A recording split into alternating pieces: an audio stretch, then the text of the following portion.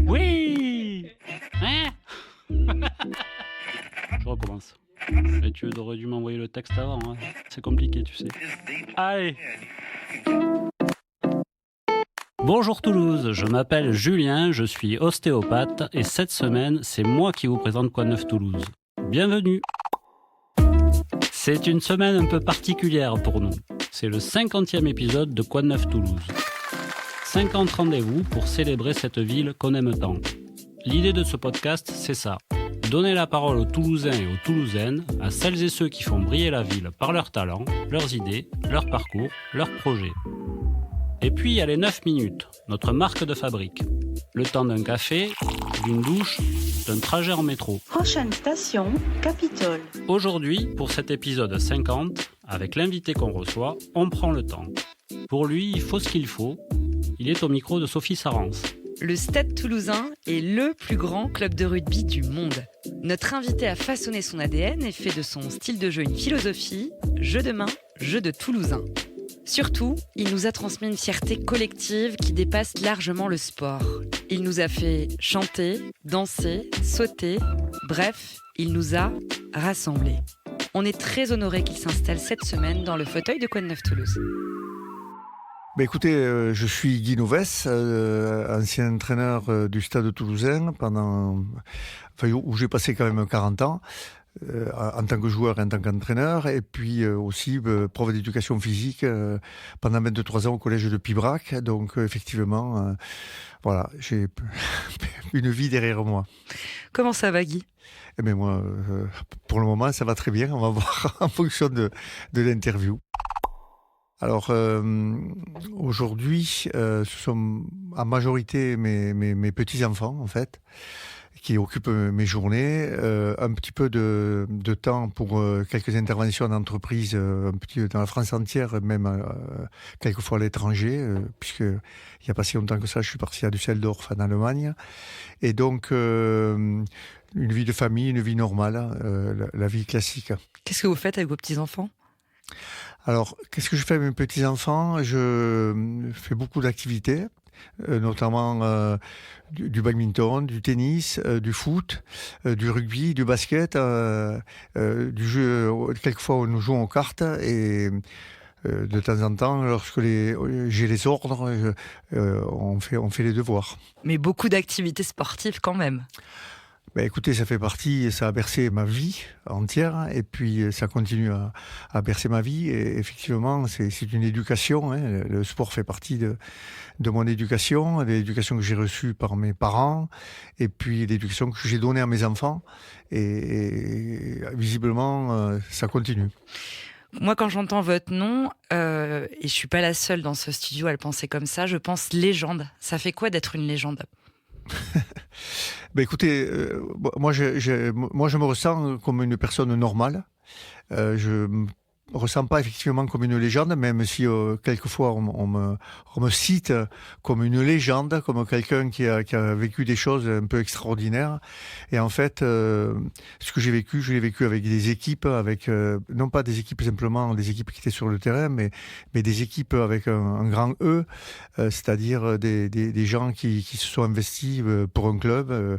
Un petit peu avant, pendant quelques années au collège, mais aussi et surtout au Stade Toulousain où on est conscient qu'on est dépendant des autres, on vit pour les autres, on se bat pour les autres et je crois que ça reflète un petit peu la vie que j'ai vécue. Vous n'avez jamais quitté la région toulousaine depuis votre naissance. C'est un choix qui s'est imposé à vous ou c'est juste que vous n'avez jamais trouvé mieux ? Qu'est-ce qu'il y a de particulier qui fait qu'on reste ici ? Mais d'abord, moi je suis né à Toulouse, donc tout le monde le sait. J'ai vécu une jeunesse normale, je vais dire, en bas du lycée Berthelot. J'étais élève au lycée Berthelot. J'ai fait de l'athlétisme de l'autre côté de Garonne. Et donc, voilà, le stadium était important pour moi. Et puis, j'ai rencontré des personnes qui m'ont attiré et qui ont fait que j'étais bien à Toulouse, mais j'imagine qu'on est bien où on est. quand on arrive à s'entourer encore une fois de certaines gens qui correspondent à votre état d'esprit, qui correspondent à la vie que vous voulez mener. Et cette vie, j'ai pu la mener à Toulouse, oui. Votre biographie La tête haute est sortie en 2021, si je dis pas de bêtises. Si vous deviez l'actualiser aujourd'hui, il y aurait quoi dans le nouveau chapitre ? Il s'est passé 4 ans depuis. Est-ce qu'il y aurait d'autres choses à raconter ?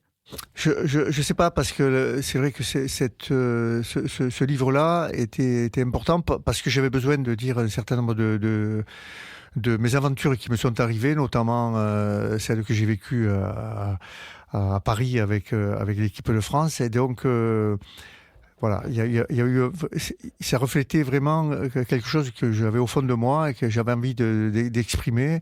J'avais le temps, donc je l'ai pris. Mais est-ce que j'aurais quelque chose d'autre à rajouter ? Entre-temps, j'ai eu effectivement, j'ai 3 enfants, hein, donc avec mon épouse, et donc nous avons 5 petits-enfants et on a la chance de les avoir à Toulouse, et donc du coup, on est très disponible pour eux. Donc je parlerai beaucoup de mes petits-enfants.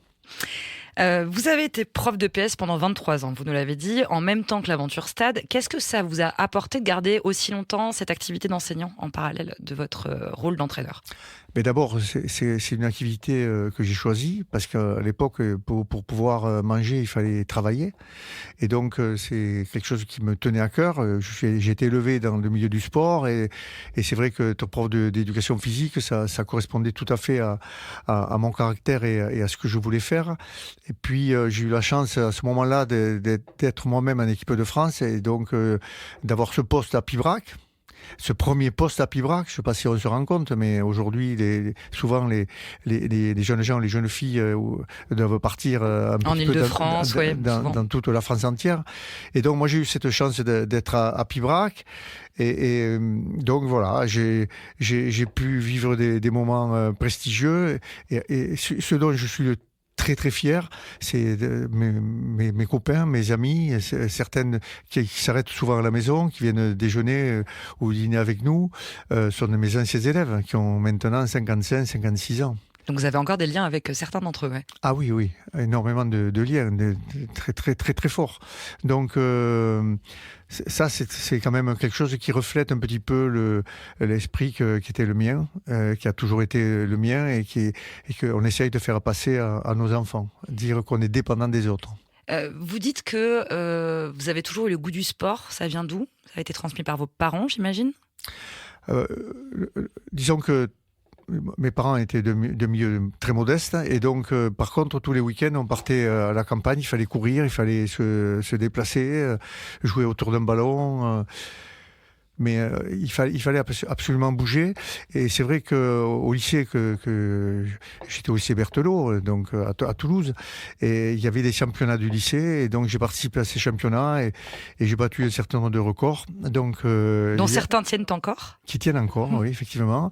Et donc un certain nombre de records, et du coup les présidents de clubs sont venus me chercher pour que je fasse de la course à pied. Voilà, et je l'ai pas fait. Alors mes parents, je me rappelle, louaient à l'époque deux petites chambres à des étudiants qui étaient au STAPS et donc qui étaient eux-mêmes futurs profs d'éducation physique. Et voilà, j'étais jeune, j'avais 11 ans, 12 ans, et voilà, j'étais au contact de ces jeunes-là et ça me faisait énormément plaisir de voir un petit peu la vie qu'ils menaient, les études qu'ils appréhendaient, et puis et la vie future qu'ils ont menée. Donc du coup, j'ai eu envie moi-même de faire prof d'éducation physique. Voilà, c'est des choses qui s'enchaînent comme ça. Vous avez des regrets sur l'athlétisme ? Vous auriez préféré poursuivre dans cette voie ? Vous auriez aimé poursuivre dans cette voie ? Ben écoutez, je sais pas, j'ai eu la chance de battre un record de France quand même lorsque j'étais jeune. Est-ce que vous pouvez nous rappeler lequel c'est important ? Oui, c'est tout, qui vit toujours, puisque ça se court plus. C'était à l'époque, c'était le 1200 mètres en cadet, où j'étais champion de France. Et donc, voilà, j'étais en équipe de France junior surclassée, sur 1500 mètres, où j'avais fait second, je me rappelle, à Bergame, en Italie. Il y avait l'Espagne, l'Italie et la France. Et à l'époque, j'avais été interviewé lors d'un stage par Drucker, qui était un jeune reporter, et Michel Jazzy, que vous n'avez pas connu, parce que vous êtes trop jeune, mais qui à l'époque était un grand coureur de 1500, 5000, et qui était champion d'Europe, je crois. Et donc, on m'avait dit que il pensait que j'allais faire une carrière incroyable en tant qu'athlète. Mais encore une fois, j'ai envie de vous dire qu'à l'époque, il fallait avoir un métier pour pouvoir manger et pour pouvoir... et voilà, le métier que j'avais choisi, c'était prof d'éducation physique. Et donc, j'étais obligé de... J'ai fait l'armée d'abord. J'ai fait l'armée au bataillon de Joinville en tant qu'athlète et non pas en tant que joueur de rugby. Et puis, lorsque je suis rentré de l'armée, j'ai attaqué mes études. Et donc, voilà, c'était plus important pour moi. Et c'est comme ça que j'ai arrêté l'athlétisme. Mais j'aurais effectivement voulu savoir qu'est-ce que j'aurais pu faire en athlète, d'autant plus qu'à l'époque, quand j'étais cadet, je battais un garçon qui s'appelait José Marajo, qui a fait 2 Jeux Olympiques sur 800 mètres. Et donc j'aurais bien aimé savoir ce que j'aurais pu faire si j'avais continué comme lui. Pourquoi, selon vous, le Stade Toulousain est un club à part ? Qu'est-ce qui fait qu'il est unique en son genre ? Est-ce qu'il y a un ADN du Stade Toulousain ? Ça vous fait rire ? Non, mais c'est devenu un club à part, effectivement. Il est devenu un club à part. Parce que quand j'étais jeune joueur, donc j'avais aux alentours de 20 ans, et il fallait faire attention à l'endroit où on s'asseyait, parce qu'il fallait pas prendre à la place des autres, etc. Je ne sais pas si on se rend compte de cette évolution. Et on jouait au Pont Jumeau, les tribunes étaient en bois, enfin, voilà, j'étais très jeune. Et c'est devenu progressivement un club à part parce qu'il y a des gens qui à part qui ont gravité dans ce club, qui ont fait que, vous savez, j'ai mis 10 ans pour avoir mon premier titre de champion de France, titre que nous avons obtenu en 1985. Et donc, pendant 10 ans, on a vécu des choses quand même pas toujours simples. J'ai joué la descente du Stade Toulousain à l'époque. Donc, c'est devenu un club à part. C'est devenu un club parce qu'il y a des gens qui ont fait que ce club a été bien géré et qui s'est adapté à l'évolution du rugby actuel, à l'évolution de l'état d'esprit des jeunes gens, ce qui était déjà notre cas à l'époque, mais petit à petit, on a voulu que ce club change un petit peu d'ADN, comme vous dites. Parce qu'on voulait que tout le monde ait sa part du gâteau et soit que tout le monde participe au résultat final. Atteindre la cible, on est arrivé à l'atteindre souvent. Mais nous, ce qui nous intéressait, c'est d'atteindre le centre de la cible, c'est-à-dire être champion, gagner. Et c'est devenu un club à part parce que gagner, ça correspondait tout à fait à ce qu'on voulait. Ça a reflété la transformation de ce club qui participait finalement, mais qui finalement prenait son plaisir uniquement en gagnant. Et donc, c'est encore le cas aujourd'hui, puisque ce club maintenant a un certain nombre de titres. Il y a donc une culture de la gagne particulière à Toulouse pour vous ? Au niveau du rugby, déjà il y a une culture de la gagne, mais tout est fait. Tout le club travaille pour arriver à... C'est pas uniquement la culture de la gagne, uniquement les joueurs et le staff. C'est le club entier qui participe, qui a envie de gagner, qui a envie d'avoir des résultats, qui a envie de je le ressens, puisque j'amène souvent mes 2 petits-enfants, j'ai 2 garçons et 3 filles, mais mes 2 petits-enfants à l'entraînement de rugby, qui ont 7 ans et 9 ans, et je me rends compte le travail et la passion qu'exercent un petit peu ces jeunes gens qui s'occupent des gosses.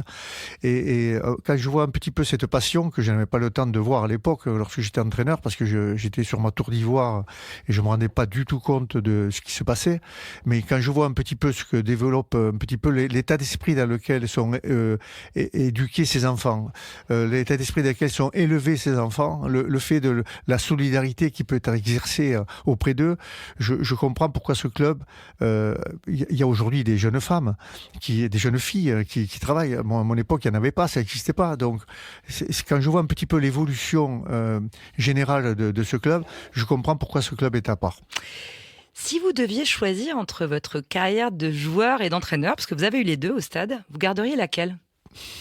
Mais écoutez, c'est compliqué de répondre à votre question parce que j'ai pris beaucoup de plaisir, même les années, les fameux 10 ans où j'ai pas eu de résultats. des résultats style champion de France ou champion d'Europe. Mais c'est vrai que j'ai vécu des moments incroyables.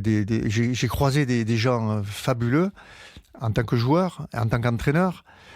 Comme Claude Labattu par exemple, qui était mon premier entraîneur. Et puis ensuite, lorsque j'ai vécu des moments exceptionnels comme entraîneur, manager d'un groupe, que j'ai pu un peu modeler un petit peu l'esprit et le physique et le travail des uns et des autres autour d'un seul objectif, effectivement, j'ai pris beaucoup de plaisir. Donc j'ai pris du plaisir dans l'un et dans l'autre. C'est difficile si je choisissais en tant que joueur, je serais beaucoup plus jeune. Donc ça, effectivement, j'aurais tendance à vous dire en tant que joueur.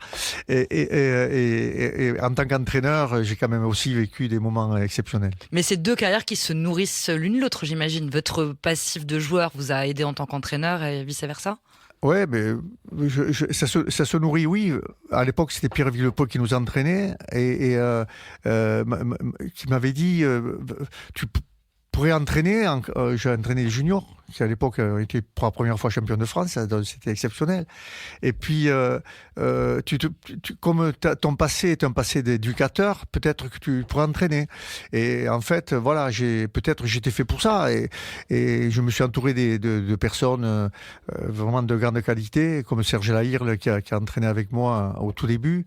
Et on a réussi ensemble à obtenir un certain nombre de titres, de résultats. On a créé un état d'esprit, un club différent, et maintenant qui est un club exceptionnel, géré par un président, Didier Lacroix, qui lui aussi est exceptionnel, Hugo Mola qui entraîne et qui est à la tête d'un staff qui fait 28 personnes, je crois, 28 personnes. À votre époque, c'était combien le staff, pour qu'on se rende compte ? À l'époque, lorsque j'étais joueur, j'avais un entraîneur. Ouais. Et quand on se faisait soigner, on allait sur les boulevards chez M. Andrieux, à l'époque. Là, aujourd'hui, le staff, c'est des spécialistes partout, dans tous les domaines. Donc, effectivement, ce club est un club à part. On dit souvent que le Stade Toulousain est une famille, et je crois qu'on peut dire que vous en êtes le patriarche. Alors, est-ce que vous êtes fier de vos enfants ? Ce qui me fait plaisir, c'est que, par exemple, Émile Mtama, qui a un fils qui s'appelle Romain, qui joue en équipe de France de demi-ouverture, il n'a qu'une envie, c'est de faire ce qu'a réalisé son père, et même de le battre. Donc, oui, bien sûr, je suis fier de voir que même si le stade se déplace à droite, à gauche, pour essayer d'apprendre un petit peu ailleurs ce qui se fait de mieux, comme nous à l'époque où on est allé en Nouvelle-Zélande, par exemple, ce sont quand même, il y a un ADN qui reste. Ce sont quasiment tous, 99%, ce sont des anciens joueurs qui portent aujourd'hui le message qu'ils ont peut-être entendu quelquefois et qu'ils ont envie de mettre au goût du jour. Et qu'ils améliorent avec leur personnalité, leur qualité. Ils l'adaptent à cette génération actuelle et aux supporters actuels. Si le stade était un joueur qui incarne parfaitement le club, vous me citeriez qui ? Si le stade était un joueur, moi je pense à Trevor Brennan, qui était un joueur étranger irlandais, avec qui je suis très ami, qui pense que je lui ai sauvé la vie un jour sur le terrain parce qu'il avait failli avoir la langue à Castres et j'avais mis mon pouce pour pas qu'il justement il ferme la bouche parce que ma femme m'avait dit il faudrait une toupie, etc. Si vous arrivez ça, ceci, cela. Et donc j'étais rentré alors que j'avais pas le droit et l'ongle est tombé d'ailleurs et je crois que je peux lui demander n'importe quoi, il peut me demander n'importe quoi, oui, effectivement. Donc voilà, Trevor Brennan. Aujourd'hui, vous en avez un petit peu parlé tout à l'heure, vous donnez des conférences en entreprise.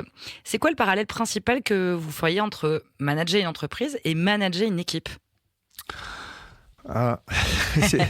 Écoutez, souvent on fait ce parallèle parce que faire une grande équipe, c'est le seul parallèle. C'est pour arriver à faire une grande équipe dans l'entreprise ou dans le sport. il faut être conscient que tout le monde est important et que même les petites mains ont une importance capitale.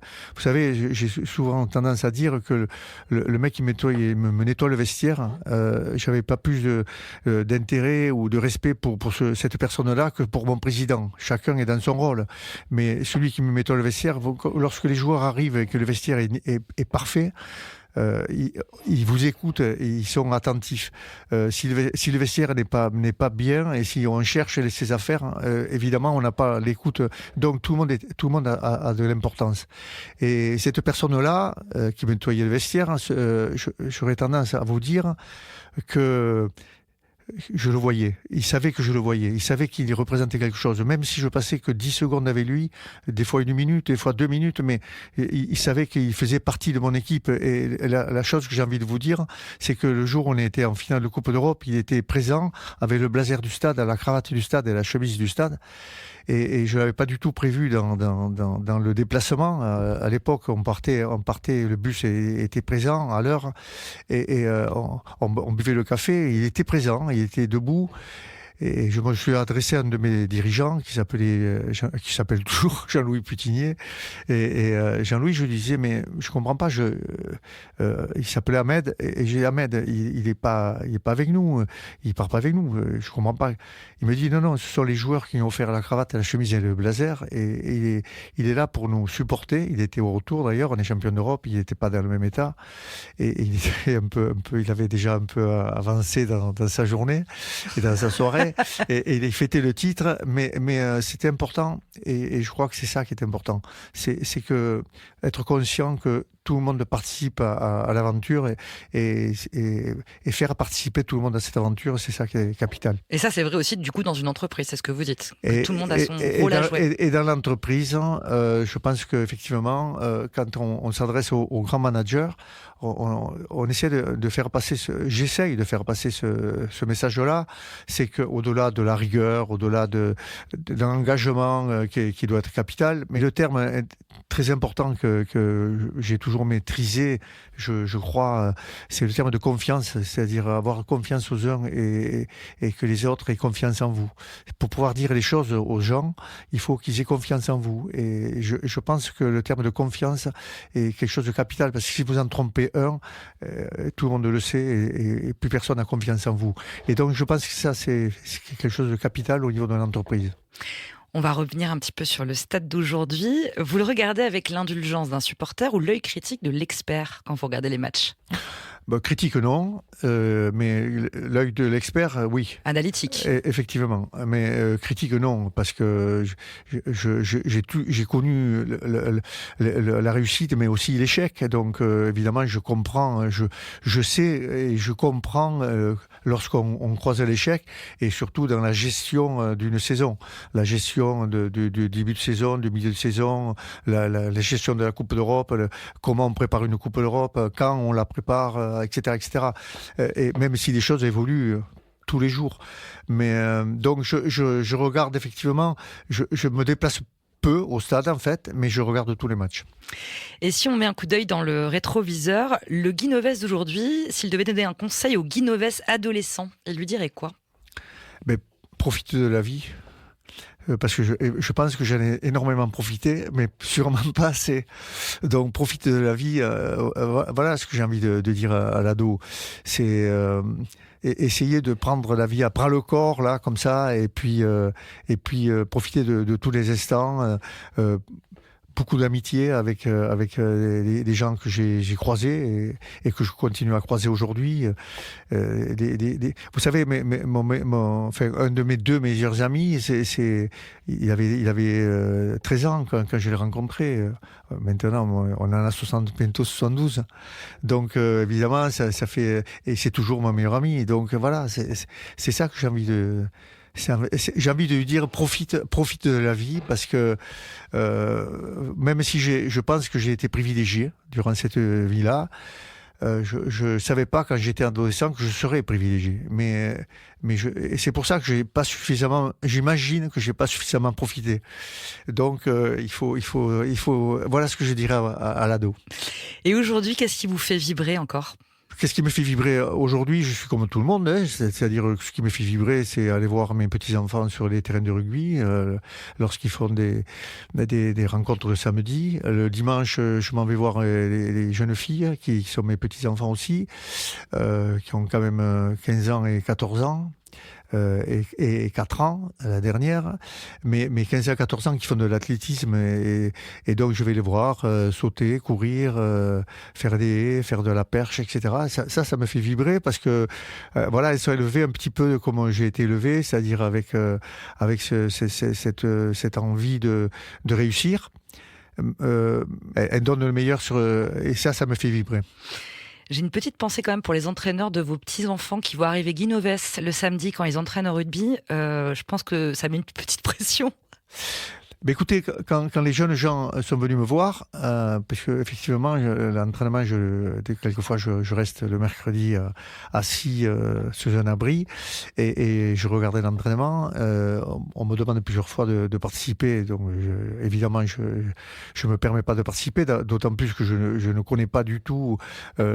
Autant je peux connaître l'entraînement des gosses de 11 ans, 14, 12, 13, 14 et 15 ans, ce que j'ai vécu au collège, mais là encore ils sont encore plus petits. Mais quand ils me disent on essaye de faire ce que vous nous avez appris, ça me fait plaisir parce que j'ai le sentiment qu'il y a quand même on recherche toujours ce jeu de main, jeu de Toulousain, cette envie de se passer le ballon, cette envie et tout ça dans un état d'esprit incroyable et c'est vrai que ces jeunes gens, il faut savoir leur parler pour que justement ils ne pensent plus à vous, ils soient vraiment dans l'exo. Et je crois que c'est le plus grand plaisir que j'ai pu prendre, c'est rentrer dans la tête des personnes pour pouvoir leur dire ce que je ressens, pour qu'elles pensent à vous, mais sans trop y penser, parce que voilà, c'est comme ça que ça se passe. Et justement, ça serait quoi votre héritage rêvé? Vous voudriez qu'on retienne quoi de Guy Novès dans 50 ans? Je sais pas. Honnêtement, je sais pas ce qu'il faudrait retenir. Tout simplement, ce qu'on vit aujourd'hui, c'est-à-dire donner le meilleur, savoir qu'on peut se tromper, on peut vivre l'échec. Voilà, la vie c'est faite d'échecs, de réussites et d'échecs, de moments fabuleux, de moments compliqués. Avoir cette force de caractère pour justement vivre l'échec, mais sans le subir en fait finalement. Et alors, qu'est-ce que j'aimerais qu'on retienne, c'est avoir cette force-là pour pouvoir appréhender la vie qui quelquefois est compliquée.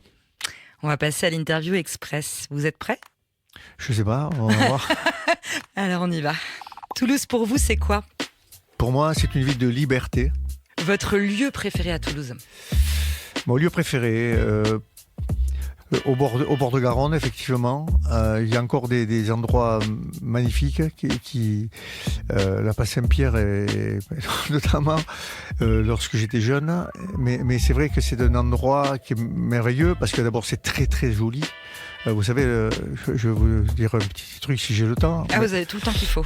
Lorsque ma femme était médecin et elle était à l'Hôtel-Dieu, et elle faisait une garde, et à l'époque j'étais jeune, donc évidemment j'allais avec elle. En fait, je passais la nuit avec elle et donc je faisais la garde avec elle. Et je vais vous dire une chose un peu particulière, c'est que cette chambre était au ras du bord de Garonne. Et la fenêtre donnait sur le bord de Garonne. L'Hôtel-Dieu, c'est comme ça. Oui, rive gauche. Ouais, et j'avais amené des cannes à pêche et je pêchais pendant qu'elle était en garde. Incroyable. Vous avez pêché depuis l'Hôtel-Dieu pendant les nuits de garde de votre femme. Voilà. Donc c'est un endroit magique et un endroit merveilleux qui est très très joli. Voilà, et peut-être qu'il y a des endroits évidemment dans France entière qui sont très jolis, mais celui-ci me plaît. Un endroit pour célébrer une victoire ou pour vous consoler après une défaite? Pour célébrer une victoire, mais je crois que la place du Capitole a été garnie, remplie, être à la fenêtre du Capitole, sur les balcons, partager ces moments merveilleux, le parcours de l'aéroport jusqu'à la place du Capitole, enfin, c'est quelque chose de fabuleux. Ça, c'était pour vivre les victoires. Et puis pour vivre des défaites, c'était plutôt à la maison, derrière un ordinateur, en train d'essayer de comprendre comment on pouvait faire mieux, pourquoi on avait perdu, qu'est-ce que j'allais dire aux joueurs. Donc c'était plutôt quelque chose de studieux. Un joueur que vous n'avez jamais entraîné, que vous auriez rêvé d'avoir dans votre vestiaire? Très honnêtement, j'ai eu des joueurs merveilleux, fabuleux. Donc, j'ai pas envie de trahir mes propres joueurs parce que je leur donnais tout et ils me rendaient tout et voilà. Donc, j'ai pas envie de vous dire j'aurais préféré entraîner un tel ou un tel. Je pense que c'est plutôt les gens qui vont vous répondre ça sont des personnes qui ont pas été rassasiés par la qualité et mentale et humaine et sportive de leurs joueurs. Bon, maintenant, si je vous demande de fermer les yeux et que je vous dis Stade Toulousain, c'est quoi la première image qui vous vient? Que je pense au Toulousain, je pense surtout à l'entraîneur et au groupe de personnes qui travaillent avec moi et qui préparent l'entraînement en essayant d'être encore une fois performant pour essayer d'amener des joueurs vers l'endroit où on veut les amener et voilà, je pense à ça, ouais. Je pense à ce petit bureau qui représentait beaucoup pour nous et d'où sortaient quelquefois de bonnes idées, quelquefois de mauvaises idées mais on essayait de donner le meilleur là aussi. Si vous étiez maire de Toulouse, ce serait quoi votre première mesure? Je pense que je m'intéresserai effectivement au sport parce que effectivement ça correspond à mon ADN personnel, mais je m'intéresserai aussi aux gens qui ont besoin de nous et qui galèrent. Et pour finir, si vous étiez un son? Alors moi j'ai envie de vous dire j'aimais bien le silence, mais j'aimais bien le silence parce qu'il nous permet effectivement de réfléchir, de rêver un peu. Et c'est compliqué de rêver lorsque le son est trop fort.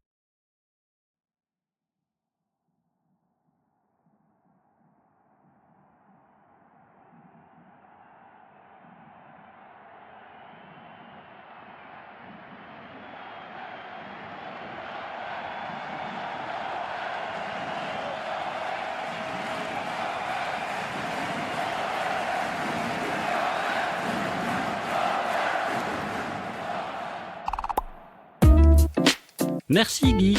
Quoi de neuf Toulouse, c'est fini pour aujourd'hui. On se retrouve très vite pour un nouvel épisode de ce podcast, produit et réalisé par l'agence audio créative Qud.